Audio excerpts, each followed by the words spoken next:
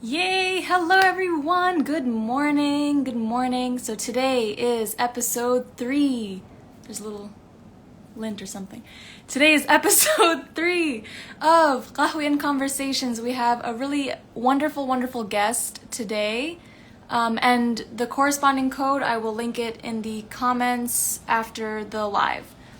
So I'm just gonna give 1 second to invite Nadwa. Yay! How do I invite there?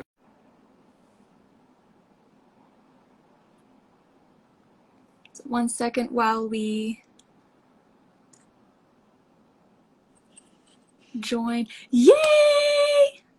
Sabah al-khair. Hello. Good morning. I have my coffee and I'm ready for my Same. conversation. I have my. I got these little like Feiruz cups when I was in Lebanon recently, and so.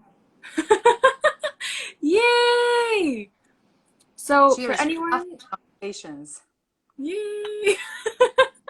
For anyone who doesn't already know Nadwa, where do I even begin? Actress, singer, voiceover. Like, please tell us just about your background, and we'll take it from there.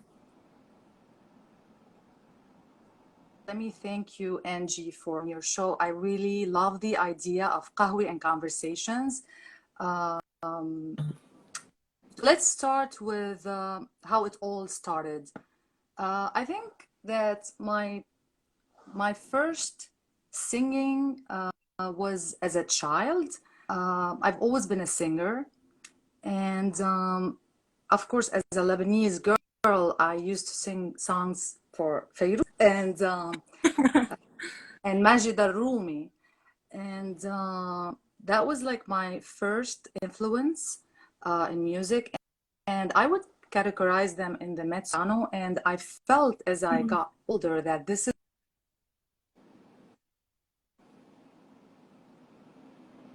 really where my voice range is, in the mezzo soprano.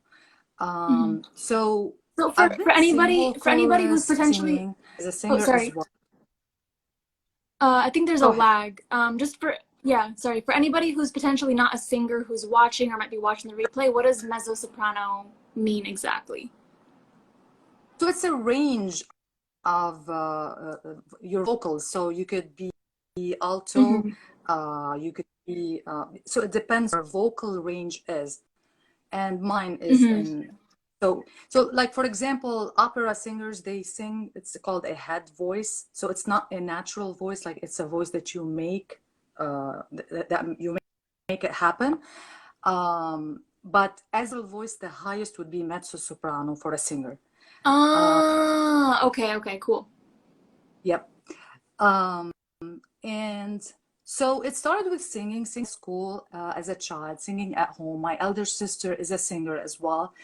And you know how you just follow the steps of your siblings, your elder siblings. And she was a singer, singing a lot of things. Even when we're playing as children, we're singing in my grandma's garden. We're always like, I'm the singer. I had a microphone from the pine things, and it was just like, Oh, it's so cute. and I love that. and then when it was time for me, also my first conservatory in Lebanon, I think I was around like 14 or something. So at that time I did piano and I did غنى شرقي. So it was like more like vocalise. So we would just practice our voice. It was like a 3 months concentrated workshop. And then I think I attended college. For college, I did acting. So my concentration, I graduated from the, for those who don't know, from the Lebanese University Fine Arts Institute as a professional actress, a theater and TV and film. So this is what. So these were my 4 years of concentration in college. And we did all kinds of acting, from Stanislavski to Brecht. Like, with Stanislavski, it's all about feeling and expressing, like an internal feeling. And then with Brecht, it's all about expressing with movement and with body and with like loud voices. So it was like the whole thing. And then when I graduated, um, you asked me about VO as well. Voiceover is definitely a huge passion of mine. Um, while I was in the first year acting school, I started my internship at in Beirut in Hamra at Super M Studios. So I was doing voiceover work with famous actors, and it was like, oh my gosh, this is like I'm in paradise. I love everything that's happening. Like, um, so I was being trained to do cartoons, to change my voice entirely. I was trained to do documentaries. I was trained to do commercials. And I just enjoyed it because it's a different form of acting, but it's vocal, which is what I love. I love vocal art. So with cartoons, I think I did with Elliot Moose and the Loose, I was the dragon. So I had to change my voice completely That's to so cool. like, hello, you don't like. Voice acting is amazing. Like I once saw a YouTube video of like how the voice actor for SpongeBob does the laugh. Mhm. And so like that's become like because he like grabs his throat. I mean, I'm It's gonna an do. It's art. probably super weird to like do right, but like ah, like he like It's shake. an I love voiceover. I mean, this is like a passion of mine. It's not just, I don't see it as a career, and neither do I see singing as a career because, like I said to you, my training and my education is acting. But then when I decided to have a profession, it was more of a singer. I did a lot of acting back in Beirut while I was still living in Beirut before I moved to the States. But to be perfectly honest with you, it is not an easy profession. I mean, I would come home. First of all, the rehearsals are insane. You're talking like 16 hours, you're talking 12 hours, Oof. like on stage, like working, repeating. And then you go home and then there's like colors like on your, like you fall on the stage and you stand up and you fall on the stage and you stand I get you. like Yeah. it's like it's like modern theater and modern acting is almost like dance and gymnasium and all that kind of difficult work in addition to expression.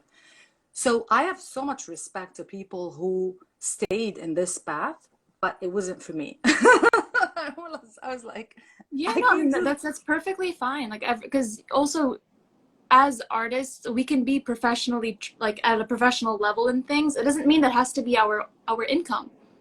Exactly. Because And more than that is that I love anything related to voice, whether it's voiceover, whether it's singing. So I was like, this is what I love. And I'm like always analyzing songs and listening to them and over listening to them and practicing them. And I'm like, so, as soon as I graduated school, of course, I did a lot of acting back in Lebanon, whether theater, TV, even a cinema, a movie in the cinema. I was in one of them in Lebanon. ooh, But then when I moved here, uh, I'm sorry, I also wanted to mention one more thing. In Lebanon, I was doing a lot of singing. After being, as a child at school, singing with different, in the chorus of school, as an adult, I also attended different bands in Beirut where I was singing with different people. One of them was Lubnan Balbaki. He did the Philharmonic Orchestra of Beirut right now. And also my professor Salim Saad, whom I still have his book. He was my professor in music in my college, Dr. Salim Saad. oh, this is And so cool. yeah, I love this book, and I always go back and read things when I want to, like, re-educate myself. So he was our professor at the acting school. So we were, we took like maybe like courses in singing and courses in vocal projection. That probably And helps also with voice acting, I imagine. Like, I don't think you have to be a singer necessarily to voice act, but I imagine the skill set helps absolutely, you. yeah. Yeah. You don't have to be a singer, but it doesn't hurt. Yeah, yeah, definitely. It's like the cross training, I think they Absolutely. call it. And then so with Dr. Salim, I also did, I was a Nahli, I was a bee. My name was Lulu, and I was in a children play So I was dancing and singing and acting in that play. We like toured Lebanon while I was performing that. That's so cool. I love children theater, but it's not as difficult as like acting for adults, like in a theater. But it's definitely it's you have to be devoted, and I was like, this is a decision I have to take. Do I want to do this thing or do I not want to do this thing? And I found that my passion to singing is much bigger than my passion to Mm. act. So I moved to the States. I started singing with different bands. I think the first band I was singing with was Atlas Soul, and that was in Boston when I lived back in Boston. Oh, so did you go to Boston first when you came from Lebanon, or? That was the first stop. It was Oh, Boston, okay. Massachusetts. Yeah. So I started, it was funny. I met with Jacques Bardot. He's a French musician, and he lived in the same city I was living in Watertown, Massachusetts. And he was looking for an Arabic vocalist, somebody who can perform in Arabic and in different languages. And I was not sure what exactly we would be collaborating together, but then we met, we sat, we talked, and then we just figured that we're gonna definitely be working together. So, Qahwe and conversation. Exactly. So, and then I think that at the time he had a track that was he meant it to be half French and half Lebanese or Arabic. For those Mm. who don't know, Lebanese is Arabic, but we have our own slang. Of course, you do know that, but for people who don't know, so I co-wrote the song. So there was like the French lyrics, and then I co-wrote the Arabic part, and I sang it. And Jacques was really, really happy with the quality. We recorded in a studio in addition to different songs. So we had an Italian song and we had a Spanish song, we had an English song, we had mine, which is French and Arabic. We recorded them. The CD was called, I think, Mabruka. Um, Jacques' mother is Algerian, so he was touched with the Arabic culture as Oh, okay, that's cool. half French and Algerian. And he submitted the song and he never told me to a major award, which was the Global Rhythm Award. It's a Mm. magazine in New York that does like world music awards, and our song won. And it was out Woo! 120,000 CDs distributed worldwide. When I read the email, I was screaming. I wasn't speaking like this, I was screaming. I can imagine. Oh my God, I would like start crying and everything. Because first of all, I did not know. He never told me. It was a surprise. It was a gorgeous surprise. And second, I was like screaming and crying because when you feel like your work as an artist is appreciated to this level, it's just it touches you so deeply. Yeah, And you feel absolutely. like I've been devoting all my life to art and to music, and now I can feel that it's appreciated. It's someone's recognizing it and appreciating it. So it was great. When we did this song, we applied to other festivals and we started singing all over Boston in different major festivals. And then I ended up moving to New York. When I moved to New York, I was singing in different locations in New York, and then I felt like it was about time for me to do my own thing, which is Mm. Nadwa and her ensemble. For a long time, I was singing with different musicians, and I was following the lead. So basically, when you're in someone else, it's cool and it's great, and it's very, very helpful in terms of experience, but it's not your own thing, and it's not your own taste necessarily. When Mm.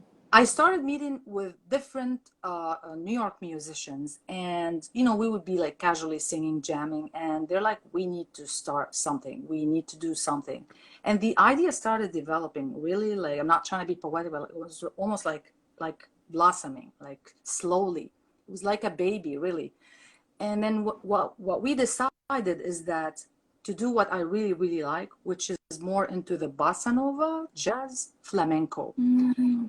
So we did something like a cultural blend. I didn't want to be categorized as Arabic singer or American singer or like to have like a specific identity.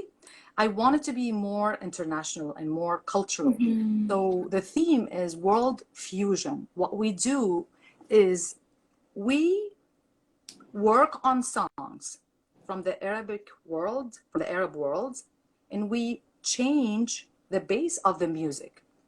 I'll give you an example. There's this song, Ah Ya Tamara. One time I was performing it here in New York in Casa La Femme in the West Village with my band. We had at the time, I had a keyboard player, I had a bass guitarist, and I had the drums. And some sweet, lovely girl comes closer to the stage, singing and dancing, and I'm like, what is, and she's like, you're singing my Russian song from my childhood. Thank you, spasiba. And I'm like, oh my gosh, thank you. I had no idea what I was singing at the time because I didn't know the origin of the song. I never researched it. But then it drew my attention. Oh my God, these songs are international. The songs we work on, they come from different backgrounds. Example, Manha de Carnaval, which is the Lebanese version is Fayrouz, Shubkhaf. Manha de Carnaval is one of the most beautiful songs to me. Like it's so dear to my heart. I love this song so much. And we changed this song tremendously. I mean, Ziad al-Rahbani redid it for his mother as Shubkhaf de Alek. And when I saw the the English version is Black Orpheus that was in the movie. And then the Brazilian, the original, it comes from the Bossa Nova world. It's Manha de Carnaval. I don't know how to say it the way they do, but and so we changed it we played it in many different versions, in many different speeds. And when we recorded it, it was like, okay, this is what we want. We changed it to fit the theme of our band at the time. Mm-hmm. And then so we recorded like certain songs in the studio to have like a sample when we submitted to a certain venue. We did some classics like Fly Me to the Moon, Frank Sinatra. We did Bésame Mucho, like a classic from the Latin world as well. We did Shubkhaf in Arabic. And what else did we do? I think that's about it.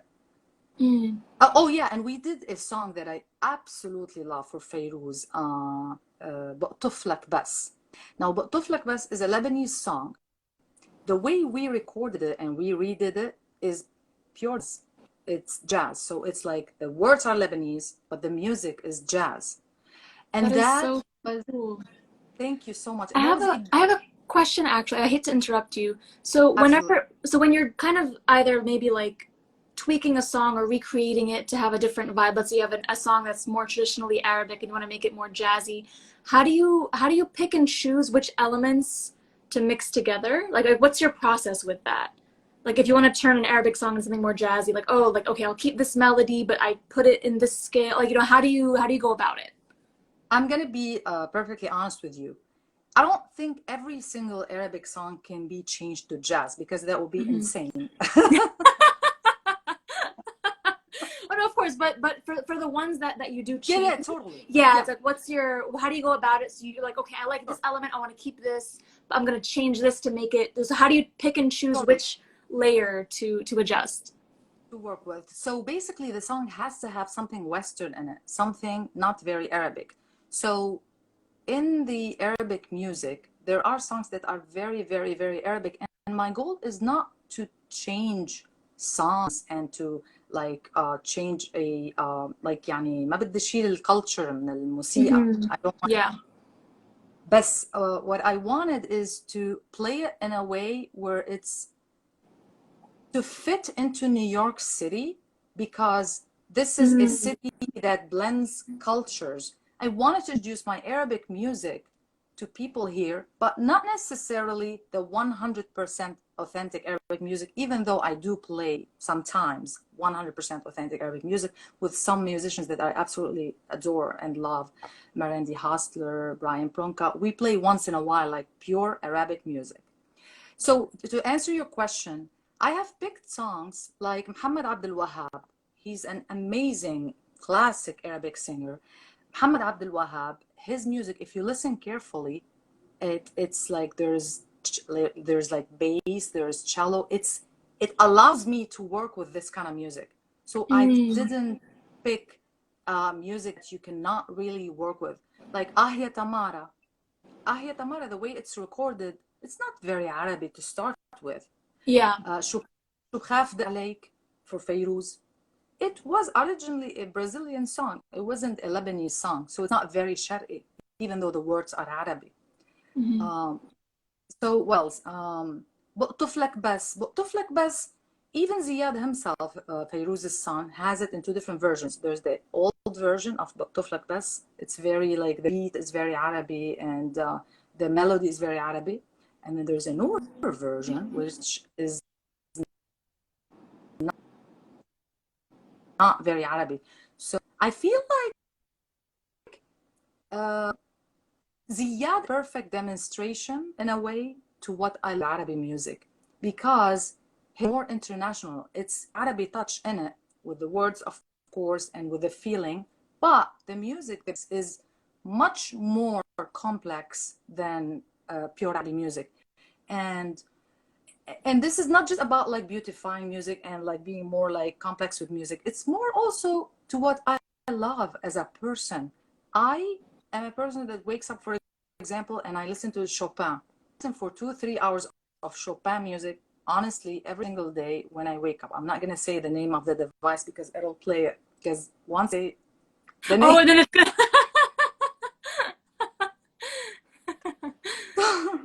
the first thing in the morning. Like, I feel like, like my ears are used at this point to many different categories and many different kinds of music that I can't really say I am an Arabic singer or I am an Arabic musician. Like I feel deeply music no matter what culture it comes from. I'm fascinated by Brazilian music, by bossa nova. I'm fascinated by jazz. I could go and check out different live performances in New York City for hours and hours and hours, and I'd be like, oh my gosh, like happy, extremely happy. So, and I could also enjoy a live Arabi set, and I'm proud to say this is Arabi music as well. So this is where the whole thing came from. And to add to all that, it has always been my dream as a child to do something that blends cultures in, whether in music or in different purposes. To the globalization, the cultural dialogue, the bringing the world together. Of course, not in a form of a pandemic, which happened recently. Yeah. But like music is the language of the world. Like music is the language that everybody speaks. You could connect to any person in the world through music. So I didn't want my music to have an identity, to have a specific Yeah, you just didn't want to be in like one box only. You want to be able to kind of have a wider appeal and wider reach. absolutely. And with VO, same story. My dream with VO is to record for National Geographic, for example. Like I this is one love of that dream. Like I think that's so cool. I mean, I love animals. I love nature, and recording voiceover on like a major documentary that has like animals from different spots in the world. That's something that would just make me so deeply happy. And maybe to do that, because in English I do record, but I record more in something called world accent. So the UNESCO, for example, picked me specifically to record on their documentary for the World Education Forum, because I do a something called world accent. So it's not necessarily you can't really tell. I mean, you're Lebanese, you're gonna tell, but but you can't really tell that this accent belongs to this country. They asked me Yeah, specifically. yeah, exactly. They picked my voice and they said, we want a world accent. Please don't speak American. I said, don't worry, I don't speak American. That's actually really interesting though. I never considered, like, obviously you assume that there's different niches for these different accents. I never knew like world accent is a thing in like the Accent corporate is world. basically an accent. It's an accent, no identity to the person who's speaking. That's the wrong thing. There's no, you can't classify, like you can't figure out where's this person from. Are they speaking Korean accent? Are they speaking an African accent? Are they speaking a Singapore accent? They did not want that. They just said, please do an international, a world accent. So these, when I record in English, usually this is the accent that I do, unless I'm asked specifically to do a specific accent. So we did that, and it was an amazing experience with them. And I also had a few gigs with Givenchy, the famous Givenchy. I did their Dahlia Noir. So all commercials in the Middle East that broadcast, Dahlia Noir is my voice.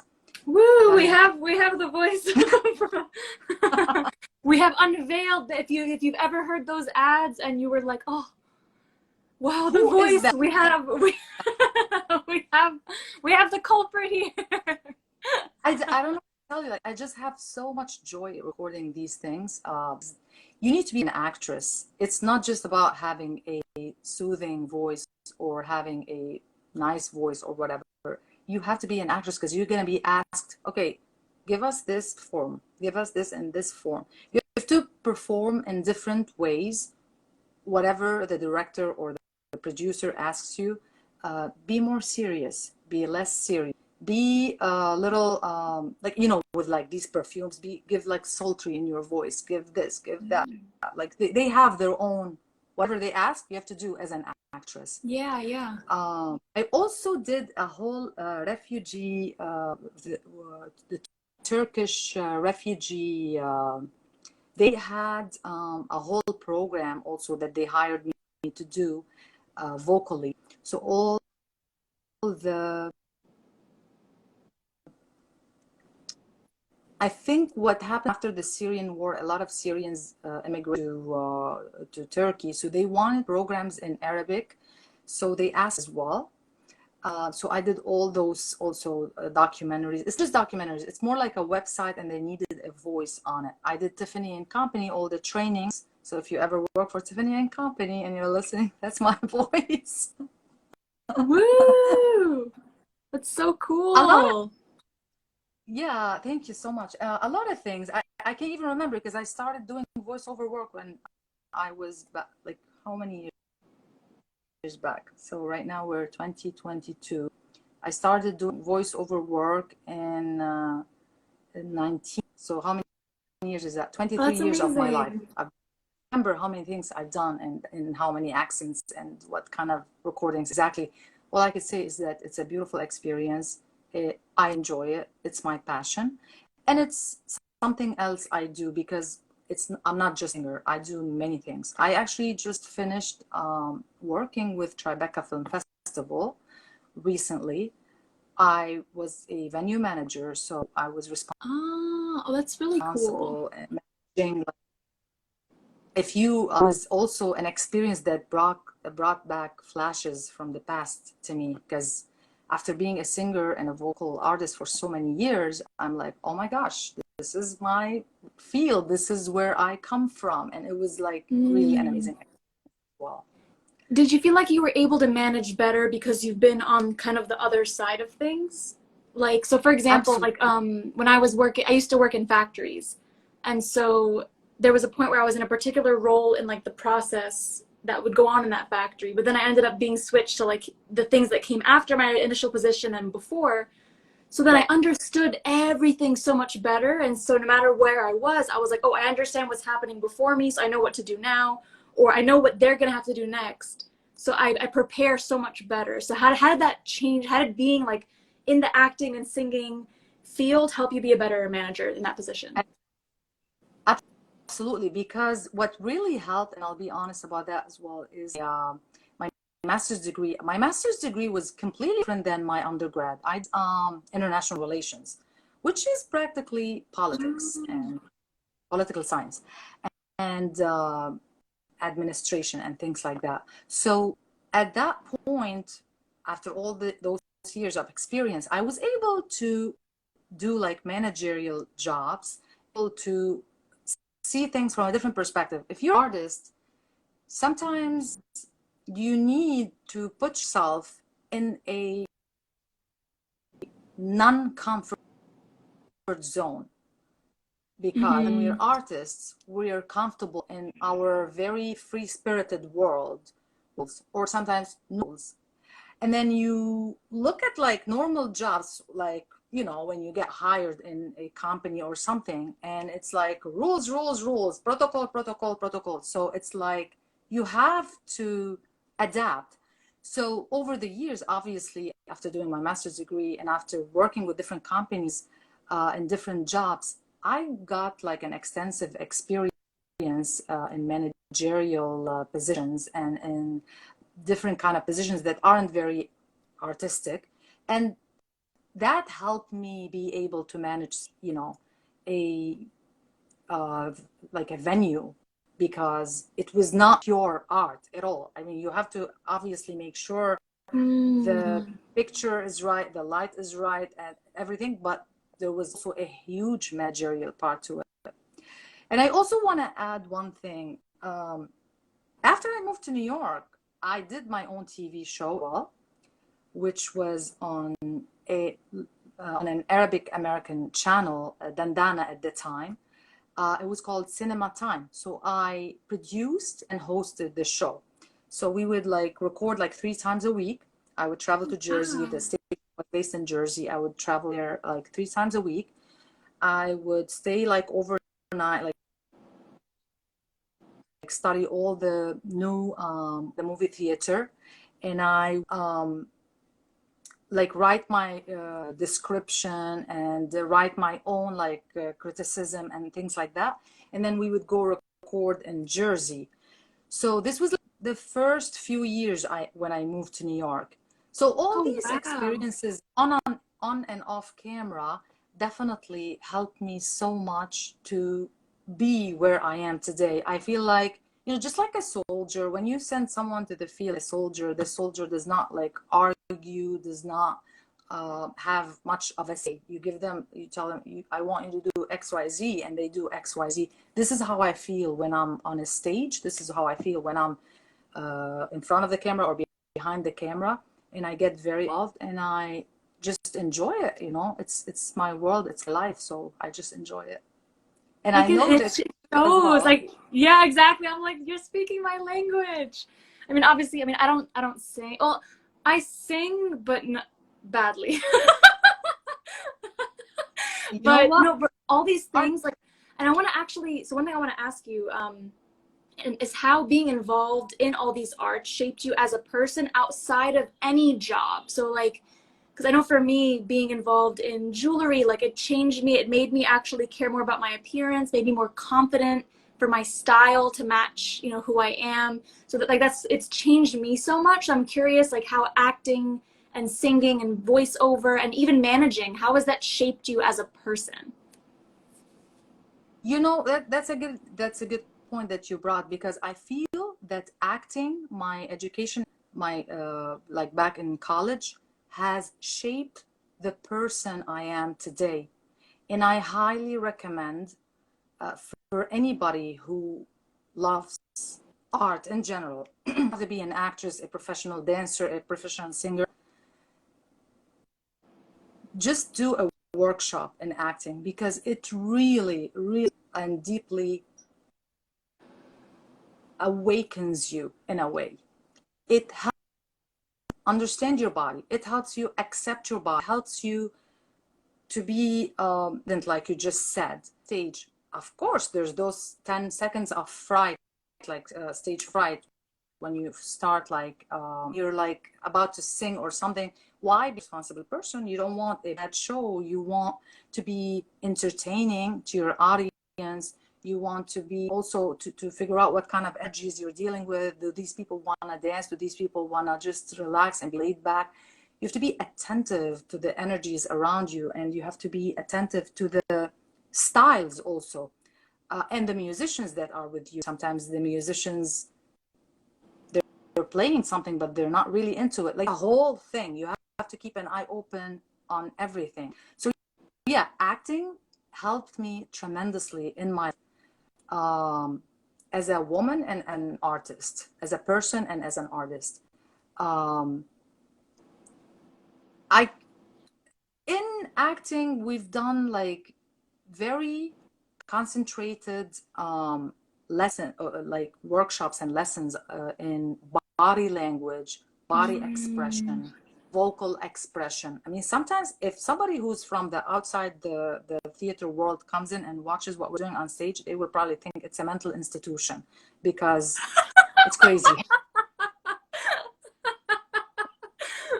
I can see that though, because obviously I went to art school as well, and so I was in the visual arts conservatory. But of course, I would love to, peek in on the theater conservatory or the music conservatory. So I'm laughing because I know exactly what you mean. It's crazy. The arts, if you're not involved, can seem totally bonkers. It's crazy how we're acting.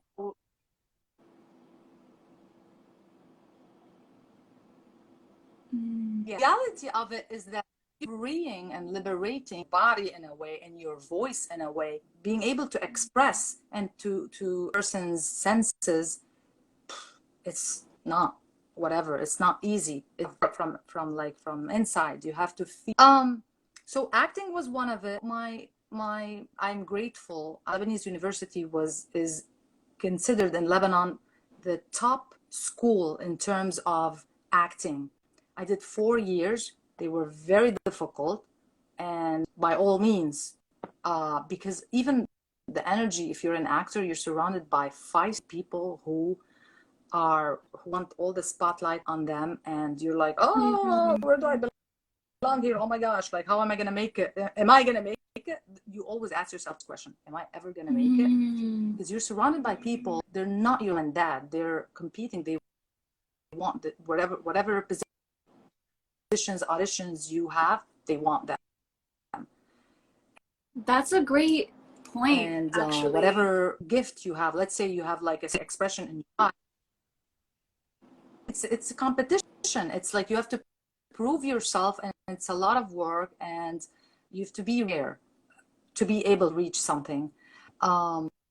And then you asked me also, how do that other jobs or positions I've had in my life help? Because the first position I worked in Lebanon, it was like a 3 month, the only job I've had that was art related. I was like a guest relations officer hotel, one of those 5-star hotels in Beirut.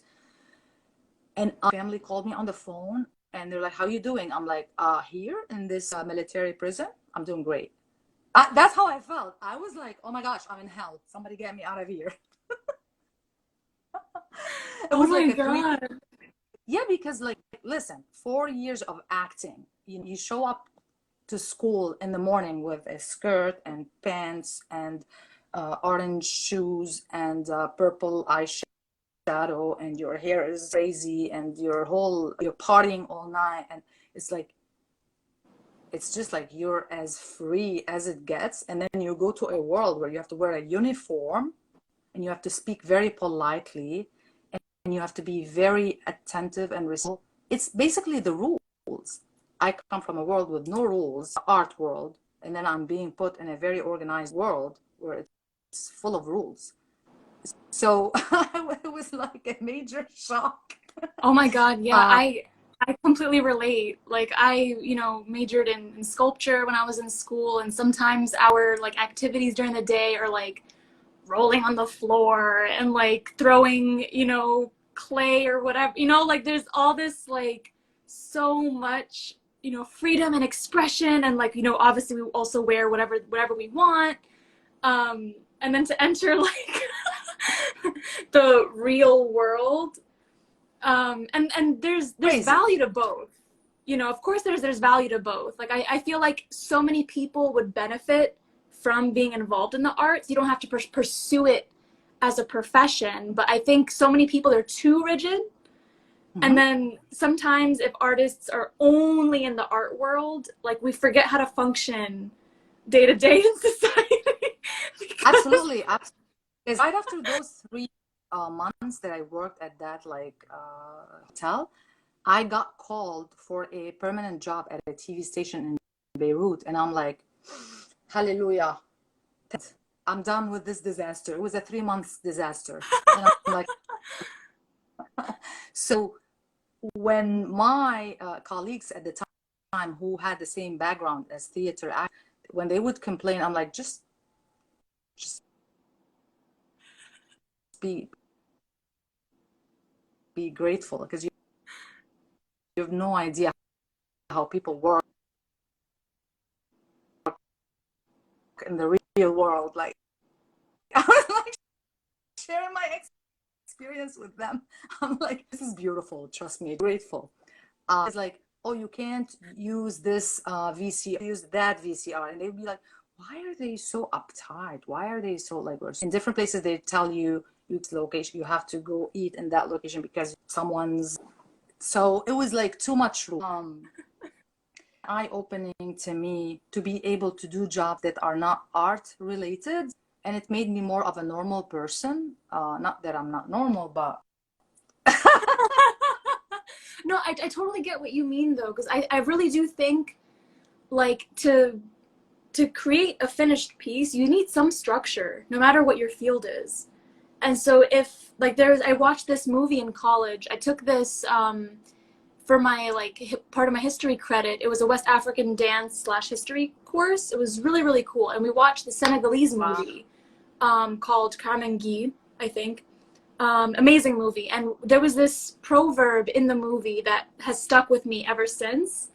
I don't remember it like verbatim, but it was basically about like, let's say that like, you're a leaf, right? And the wind can take the leaf and it's so free and it flies and it flips however it feels and blah blah blah, and wow. that's beautiful.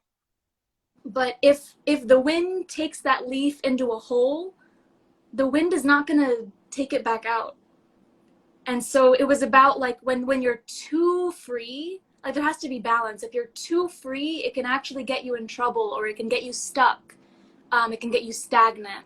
And so if you have a balance, like it's good to harness that freedom and connect to it, but then also have some structure. And so I think that's something that a lot of artists actually need. Like Yeah, because we can't be in our little world 24/7. As much as it is super nice, like I would love to just like operate on my own clock and wake up and like, oh, I feel like staring at the wall for 5 hours, and then like, ooh, my idea came, like as much as I would love to have that be like my entire existence, it'd be really hard to function. absolutely. And it's necessary, because you know what?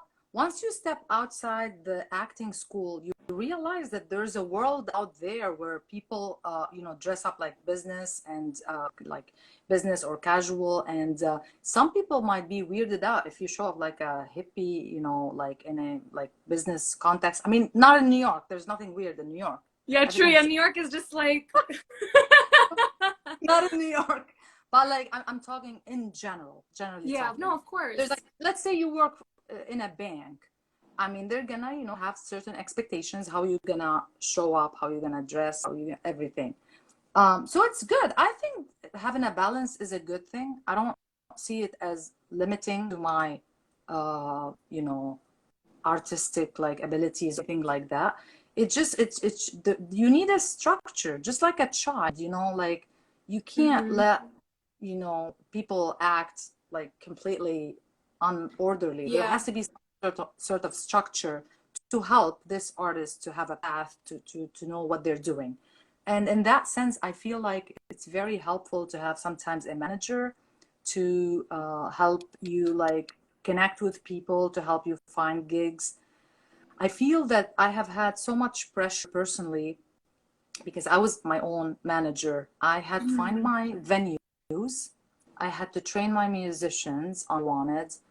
I have to tell them what to like. I have to come up with a theme. Each show of mine is like my baby. I don't just perform. It's not a business deal for me. It's more of an art. So each show is my baby. Like I take so much time to come up with a show that I don't perform way too often. I worry about the scenography.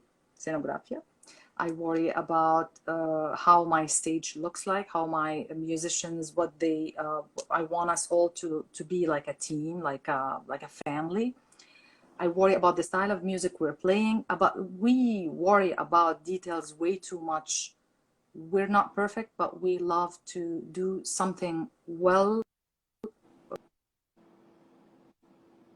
worked on. I'm not against improvisation, but improvisation to me, it's beautiful, it's amazing, but it's still improvised. It's not something if you reach a certain quality of work, you have to work harder and you have to. Of course. And even improv is a skill in itself. Like Yes, you can't never practice and then, improvise and like done, be like you super. still have to have like a built up whether vocabulary, not necessarily words, but like if you're a dancer, you learn movements and you learn combinations of movements and you use And then that. you Exactly. So you have like a bank to pull from when you improvise. Like you can't just show up, never practiced, never prepared anything, and just like, I'm improvising. Like, no, there's still, especially as a performer, as a professional. And I think, because art, I don't know, I'm actually curious your thoughts on this, because there's art as like expression, hobby, fun, but then there's art as a profession. And I feel right, like the standards, the expectations, the skill sets are like you can have art as a hobby, and you don't need certain aspects of professionalism whenever when you're because it's just you're doing it, whatever it is, just for fun. But when it's your job, when you're putting together shows, concerts, like you're putting together a whole full experience for people to, like, your intention is like people are going to come, they're paying money to be here, or even if they're not, they're still like you're curating something, a memory. You're right, curating something that's going to stick with them. And so I just feel like the standard is so different, for absolutely. somebody who's like, I'm singing for fun in in the kitchen with my mom, and that's still art. Like, I would Mhm. never say that's not art, but then it's like if you're putting together a concert for people, and you want to, especially you're making tributes to whatever, like it's a different world, different skill set. So I'm Absolutely. curious, your thoughts on that too. I could share with you my experience in that. When I did music with different bands in New York, I'm gonna discuss something here that I don't know if you have paid attention to. It's the Arabic music scene in New York.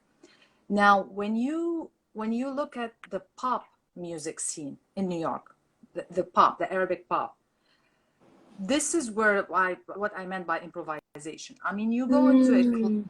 restaurant or something, they literally have one or two instruments, and it's the keyboard. Why? Because they fully rely on it. So the keyboard is performing all kinds of instruments in one instrument. So they're doing the violins, they're doing the guitars, they're doing the cello, they're doing all these things in one instrument, and it's the keyboard. Now, I wasn't too drum machine on the keyboard. That was something that I wasn't comfortable with personally, because I wanted something to be more real and authentic. I wanted a full band. I wanted the guitar to play the guitar, and I want the piano to play the piano. I wanted the drums to play the drums. I want to hear real music. I don't want one instrument to be performing all that and like almost like a one-man show thing. And this is also part of the reason why we started Nadwa and her ensemble, and we did specify like this, these are the instruments, this is the kind of voice that we want, this is the kind of music that we want to work on. We took our time to come with that concept. Um, and with that kind of music, when you're performing with one instrument, the problem for a singer is that if you are singing to be an artist and not to be like a business person, if you're not a business perspective, if you really want to perform something beautiful and content, then you definitely need to consider having a full band and not an instrument performing all these. Why? Because when you're using one instrument, you can't sing properly because you have to follow the drum machine. There's a machine in the background, you have to follow it. I've Ah. been through all that, and this is when I decided, like, no, I don't want something else. And this is when I started work reasons as well, did what we did. But to those people who ask me, when are you Mm. performing next? Or I always promote my shows, always, always, always, whether on Instagram, on Twitter, or on Facebook. And I probably will be doing like events, like write maybe links as well. Oh, we have a And comment, every singer's nightmare from another singer, another amazing singer. I mean, yeah, because like, people who sing will probably really understand what I'm talking about. Like, it's a nightmare how you have to put a whole band in one specific instrument, and then the singer has to, like, it's almost like a race. Like, you have to run to be like on the same level with the beat and the speed and everything. So Yeah, something that made me think of just now when you were mentioning how it's like all the musicians are one person. Like something that I've always loved about, seeing and witnessing live music, which made me want to start studying music myself, is like seeing all the musicians together connecting with each other, and they each have their own personality, their own flavor, and then of course they're all putting everything together. But when you have my all the God, instruments as one person, even if they're so skilled and they're able to, be the violin and the drum beautiful. and whatever all at the same time, it's like you're not getting a mixture of personalities, which maybe Yes, is fine, but I think that's something that you miss when you have everything in like music. one. Absolutely. Music is a project. You need to work on something. People don't probably understand how difficult it is to put a band together, to choose the song, to train your musicians in what way. Even though, by the way, I have to shout out to the musicians I've worked with, because I have so much respect to them. I tell them the first thing I say, I'm an actress. I'm trained to sing, but I can't read music. So that's your job. You read the music and I perform. I work on not singing any off notes.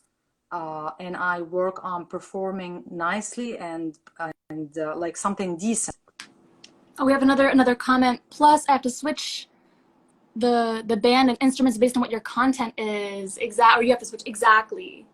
There's so much to consider. Each project is different. Maybe one idea you have, XYZ musicians in mind, and then a different thing, it's like, oh, they're not as strong in that.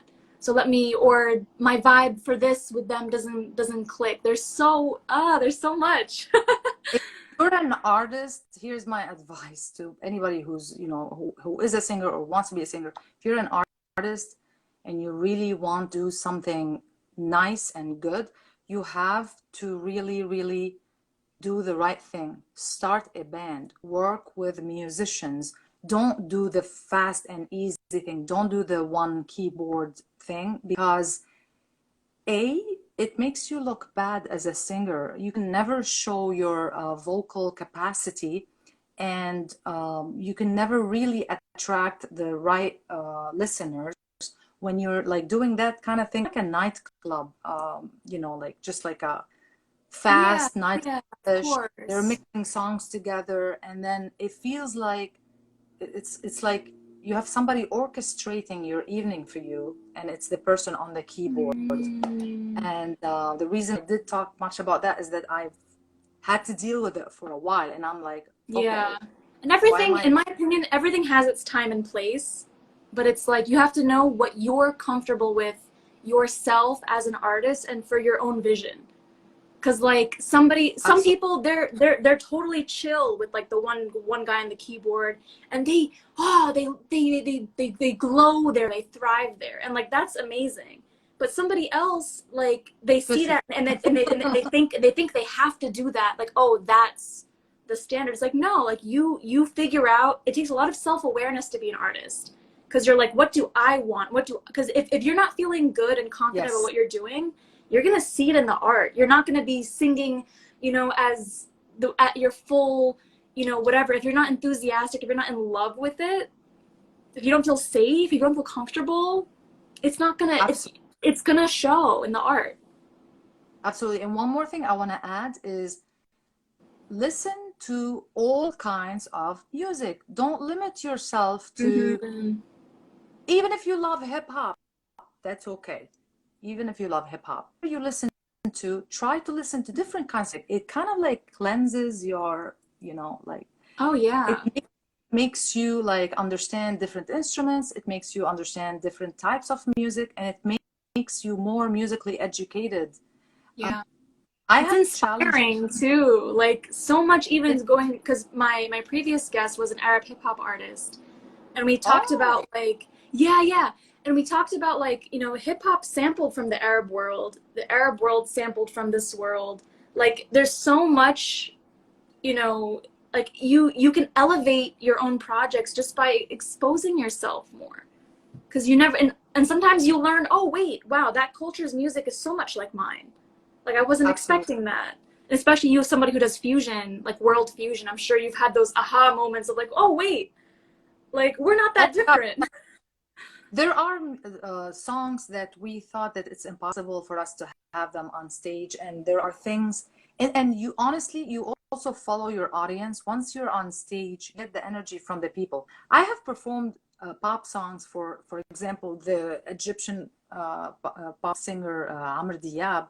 I've performed Amarain, but we used the lyrics, but we changed the music. But it's still something you could dance to, and it was. Uh, it's a nice song. It's definitely a nice song. It's a style of music, but he also blends music from different cultures in his pop theme, and it's beautiful. So we also worked with songs like that, and we did classical songs. We did bossa nova, jazz, flamenco, yalla bina yalla, yalla yalla yalla. But with guitars, it's not gonna sound, like a pure Arabic song anymore. It sounds with guitars, it sounds more flamenco, and we do it Spanish and Arabic. Ah, So I never like perform one song the way it is and like just like mimic a song the way it is. What we do is we play with a song, we change it with different styles to it, musical styles, and sometimes we repeat certain things. And so we basically work on a song to make it more international and not just like very specific style. I like that. It's like What a musical wonderful collage. conversation we're having. I know Absolutely. I'm loving this, and like I'm learning because again, like I'm studying music, but the singing aspect of things, as big as my hair is, it goes over it because it's a world that I mean I would love to learn one day, but I'm not there yet, and so it's really fascinating, and especially acting too. But like singing when you're performing is also acting. Like Yes.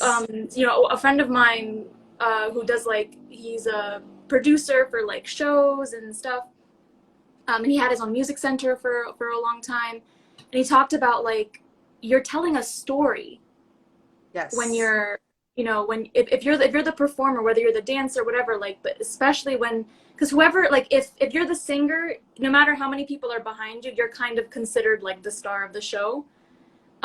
If it's like only instruments, there's usually like one instrumentalist who's considered like okay, like they're the, you know, if you're the dancer, then it's like the singer and dancer become the stars of the show, and so they're responsible for telling that story and evoking the emotion from the audience, and like Absolutely. It's just about singing, it's about entertaining an audience, because I always say if the audience get distracted, that's my problem, my fault, my mhm. responsibility. I'm not just responsible to stand there and sing or speak or something. It's my responsibility to get the attention of the people I am addressing. Even in Mhm. a conversation context, it doesn't have to be music or anything. When you talk to people, some people are able to get your attention and some people aren't, and that's a something that you have to work on. So obviously an artist has a huge responsibility in that sense as well. I love that. I think that's an amazing note to end on, just because it takes a lot of self-reflection, it takes a lot of constant work, because I know some people are like, oh, you know, I would love to do that, but like I'm introverted or I'm shy, and it's like, well actually no, like if you want to do that, you don't have to like kill who you are, but you can always add. I feel like it's our responsibilities as artists, depending, especially if we have an idea that's like, okay, well, the idea is here, I'm here. It's not just, oh, well, this is where I'm at and khalas, I'm gonna forget. No, like you can elevate and add to yourself. And I think that's an amazing thing about art that has always drawn me to it. Like there's never ending. There's always more to learn. There's always more to do. Um, Like an ocean, once you dive, you keep exploring. exactly. You gotta be in the waves. This was so amazing. You made my entire morning. I think you made my week. Actually, you made my whole week. I don't, because I know we can talk forever. We're both like, I love listening to you. Talkative. But and for everybody that visited, that interacted, chatted, thank you so much. I'm gonna finish my qahwe outside the conversation, but I'm sure we're gonna keep talking, just like because we became friends from this process. So Amazing. yes, everybody, thank you so much, and the corresponding discount code that will go along with Nadwa will be in the comments. Every artist has like their code. Yay, the interesting and fun interview. Thank you so much for you know, for Thank you so watching and listening. It means so much. Ah! But yes, thank you and have an amazing day. And you. Nadwa, any shows, please keep me, you know, updated. Any projects. Person. Yay! Have a great day, everybody. Mwah.